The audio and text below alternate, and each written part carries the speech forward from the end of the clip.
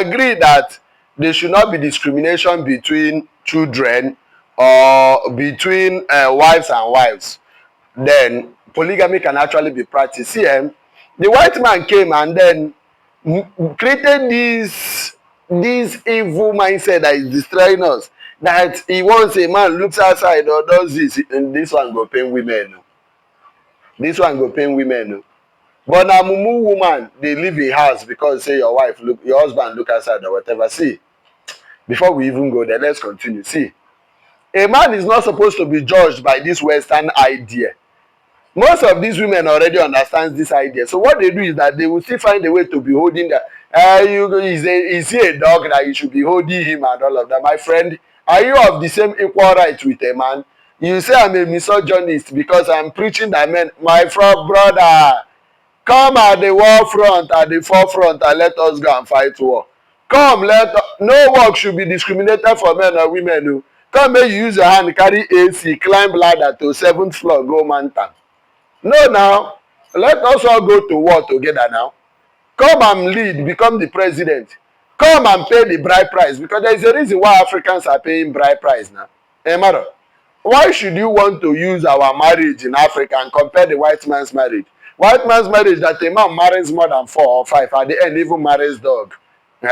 Women will marry more than 7 husbands in the course of their life. The same thing you people are avoiding because of feminine liberty. When I see they do a shower at the end. The same white people will tell us it should be 1 man and 1 man. They are sleeping with dog. They are marrying themselves. Men, they even African men now, the Naka men now pass the way where they. Because now don't scatter the whole thing now. He wanted to learn the white man's ideology. You go learn all of them. Even the white man's ideology that views should be split and all of that. So you go agree now. All the feminized men who think they know too much now, if you divorce, you go carry your money, give woman now. Let's do everything the white man does, since we all want to be stupid, and let us be stupid. Now there's always we see came away. Abara, more. I can leave who mad I told you. Who are you? We should tell you the blunt truth that we missed our part. This is not how it used to be. Even the polygamy is not meant for everybody. It is meant for strong men in this shuriken and more. If not, women will destroy you, because women are very powerful 9-molecule energies. If you don't know how to use them, they destroy you. It's even better to marry, if you have wealth now, marry more wives. Women tend to be humble to a man and obey a man diligently when they know that there is competition. Okay, what do you have to say about this? You don't want to talk. See, women sit up very well when there are other women that are competing in the same positions with them now. Now. But by that, there is no competition. No. Now, all of us praise for the head of our husband to be alive. Because if it becomes well for our husband, it becomes well for all of us. And our children will be well taken care of. But if a man wants to practice polygamy, it is the same women who will go to pastor to mix powder for them, so that the man start paying attention to them. It is the same women who will go to juju and native doctor so that they will buy the man's mind so that he forgets other wife. Who is the cause? Women. The reason marriages failed in Africa is because of women. The reason we are breeding irresponsible children, male children now, who do not even know how to take care of their children, is women. Now. Now. There is a template of marriage that has been fixed before. If we don't follow those templates, then the fault is in our hand. They are creating weak men now that cannot take responsibilities and provide. Women. Why? Because you people altered the marriage pattern that gives birth to training quality children. Mother. And if you want to marry one wife, you as a man, you must know how to marry that woman. Know how to control problem. If the problem goes beyond both of you, and you go back home, then your village people bring out their village of four and tell you people the truth, so that you will not be lost or drowned along the line.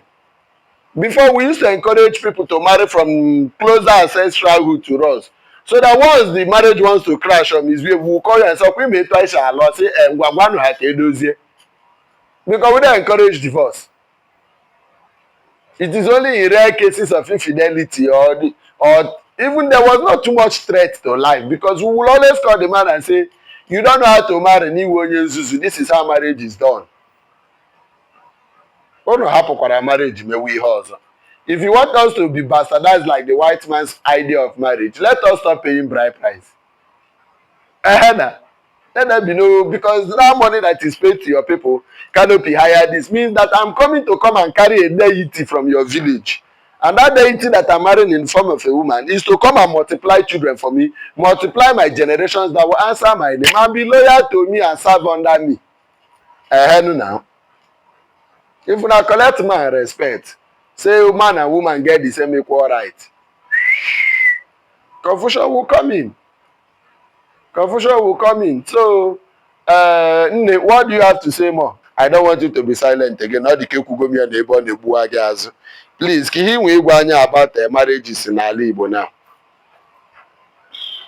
Oweba she major ya, oweba gesi correct ya. On the part of the woman, or on the part of the man, not taking responsibilities or not doing it right, or the women, hey, na igekwu maka infidelity in marriage now, Chineke.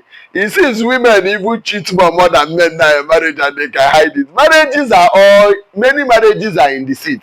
Don't tell me because your own failed other people, so you should not interfere or give them standards. There was a standard that was set in. It is not even me giving you standard.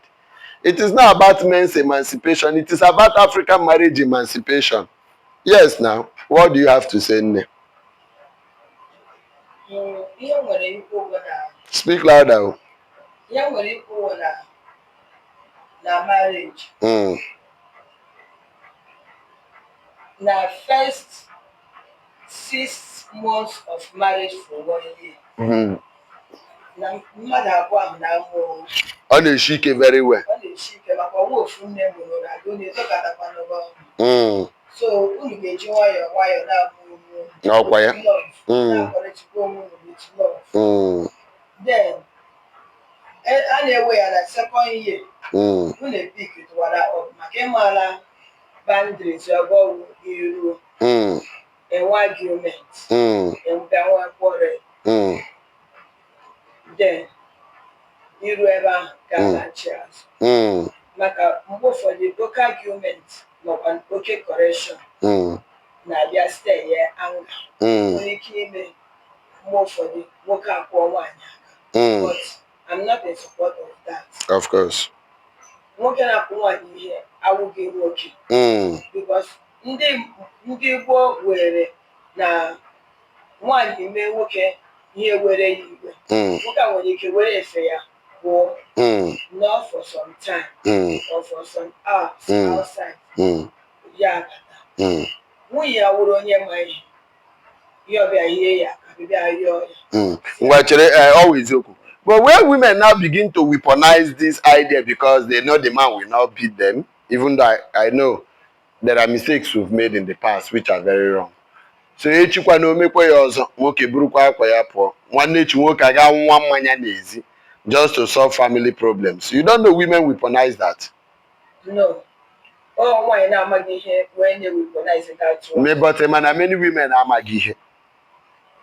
Because n'ihe unu na-azụ these days, unu anọrọzi azụta ụmụ nwaanyị the way it used to be in the olden days. All these Gen Zs na-apụta online na-eshake ike, na-efegharị ike. Almost all of them are mad. These girls are the kind of women that Igbo people used to be. So, ka okwu ego dị ka ị na-ekwukwa ka ọ yara dị. So, a na-enwe some boundaries a na-eset. Then, mgbe obi ga-abịa daa. Nke di ya si ya, ihe imekwa n'ọcha, ọ dịghị ka ọ dị. Then, ọ bụrụ nwaanyị gwara ihe. Onye ọbụla na-enwekwa mistake ọ na-eme. Ọkwa mgbe nke nwoke ga-emekwa mistake. Ga-enwekwa the woman iwe. Ọ bụrụkwa ya nwunye na-akpachakwa anya ya ọ hapụ. So, mgbe ha ga-abịa correct onwe ha with love. Onwe onye dị perfect. Oke ọ bụ na nwoke mejọ nwaanyị ekwu nwoke ahụ anaghị echenji. Okwu ọ na-echenji, okwu ọ na-echenji. Ka ihe nwaanyị ahụ ga-eme. Mgbe ọ ga-akpọ ndị mụrụ nke nwaanyị. Ndị mụrụ nke nwoke. Ọ bụrụ na nwaanyị wee na-emekarị marriage ha ji enwe problem. O nwere ike kpọọ ọwụ enyi ya ka ọ ga-akpọ kpọọ ndị mụrụ nwa lekwenye m na hụ na ọlụlụ anyị ahụ biko dụọ na omume ụlọ ọdụ ihe awụkwanụgo otu ndị ọzọ mụrụ si na-eme o nwere ike wụ mma ya nwere ike isi mma ya ngwa lekwe ihe ọ gaghị nwoke a na-ekwu kpọọ nwa gị jụọ ya but the right is na ekwesịrị ịkpọ ọ bụ na ya jụọ okwu ma ọ wọkụrụ ekwesịrị ịkpọ izu ụmụnna ebe a ga-akọwazi dị okwu mgbe okwu ahụ ka dị isi but do you know why they don't do it these days? Because even the nucleated family settings have been destroyed because na na-azụ ala a na-eme arụ adịgo n'ala ala adịrọzina more united and you can even fix marriages in the community again. But ịma na ọ wụ eziokwu na ọ bụrụ ọkwa family niile na-enwezi ike nwee meeting ka emis efix family because some self ịkọchara ha echeburu ga akọrọ nwunye ha ụmụ nwoke anọrọzi ka ụmụ nwoke these days na ogbomo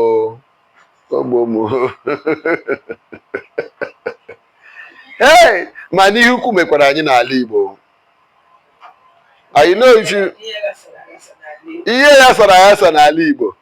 And if you want to destroy a community, first of all, destroy the men in that family community. Over the years ago.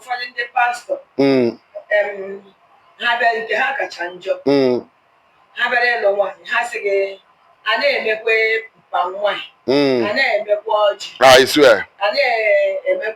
I just schedule marriage in the Christian way. You know what they make all fund down and got to do marriage.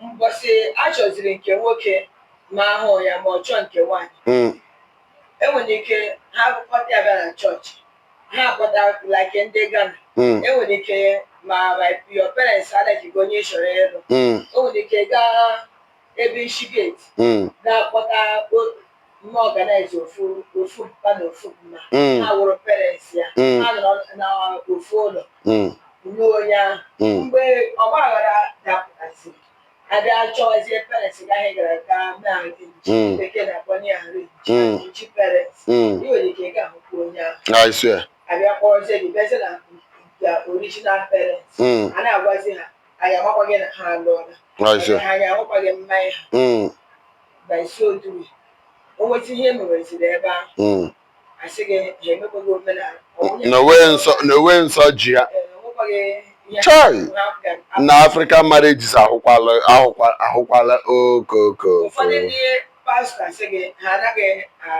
When we started losing it first as Africans is when pastors started interfering in fixing home na idozi okwu di na nwunye ọbịazi nwaanyị a na-eburu di ya gara rịpọtụrụ pastor amazi ihe nwoke ibe ya ji biri na ihe na-emebi n'ụlọ nwoke ibe ya. And when outsiders hear the stories of marriages that are supposed to be controlled by family people, the marriage is already weak. Echi na pastor arawa nwunye mmadụ maka ọ matala weak point di ya mara ihe ndị anyị kwesịrị ha na-atụ gị oyi n'ọnụ anyị ga-ekwunu ya na anyị ga-atụwachi unu were Christianity mebie Igbo marriages unu mere arụ. You can be wiser than your ancient people now, people who instituted the laws of marriage. And you know the cost of marriage in Igbo now is very high now. This is not how it used to be. Because now being zoro is a contract between two families. Ordinarily, this marriage works. We will come and bless you people because we are coming to collect a deity, a God, that will help the man to be progressive in life. Do you know the kind of wife you marry can determine how far you can go in life or how backward you can go? Because there are some women that are carrying very positive and clean energy. That is why a woman should be married at the period of innocence. Because that is when her energy and power is very positive to impart in the head of the man. Most women are not bearing grudges. Instead of to praying for their husband's successes, they are bearing grudges. You can't even say positive thing on the head of the man. They say, what did he do? What did he do? These confusions came because we no longer love ourselves. And we no longer see marriage that, marriage is two people coming together in one interest to conquer the world. But it is now two people against two people self. How can you conquer the world? And that is why most people don't fulfill their destinies and dreams. Because the marriage is not united. The marriage is quite a very complex topic. egbubiri n'ebe esiri ebe egbubiri n'ebe because ka ebe ndị ga-emetụcha aka igbubiri ebe anyị kwuo ya taa anyị ga-ekwugide ya ruo echi sef. Man, is there any part of marriage we should talk about again? Then n'elu mbụ achọ ịlụ nwaanyị a na-aga agba afa ajụ ese, if I marry this person, will this marriage work? Is this person my soul tie? These days, your parents don't even know anything about spirituality. They only go and ask pastors, and pastor will say, "This is your wife."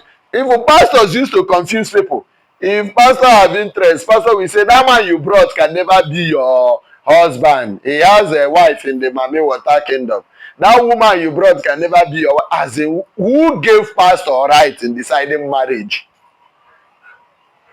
Most of these your pastors, if you bring them closer, I use this offer and hit them on the head, and you know what will be the outcome. Stranger, Yoruba man, Fulani man will not come and be determining because he's a pastor in Redeem and pastor in Winners, determining who you should marry. If young girls now see husband, they will carry him to the pastor to give approval. If not, if I spit now, it will get to front of my day. I spit on you people, rubbish people. Who know maybe should marriage in Ali, but you are complaining. All of us will bear the brunt consequences of the stupidity you accepted as a new marriage that emancipated women. Most men don't even have control over women again. Once they see nyash that is watery, that is beautiful, they are ready to do anything. They don't even want to ask if this will be my wife or if this marriage will work. No, they already carried away. She went to university, she's a lawyer, she's a doctor. This one, see beautiful, as in, how I take the marriage these days. How I take the marriage, lost people. We failed ourselves. The gods are not to blame. The mistakes we made, we will pay for the consequences. Not be the girls them be the problem. Now we be the problem. And until we return to how marriages used to be, when we make insights, made inquiries, and then saw ourselves as two people who are pursuing a particular purpose and not enemies. There is a gender war now between African men and women because nobody wants to bend for each other. The women say it is 50-50 right. If a man looks outside, he's cheating on them. Ndị mmụọ na ndị ezumezu ndị iche ekwuchagokwanụ m etu ọ dị m n'ọnụ today because I kwuo ya ọ ga-eru echi. If we continue talking about it to reach tomorrow, this video will not end. We've tried. Next time we will continue. We'll have a wonderful night rest.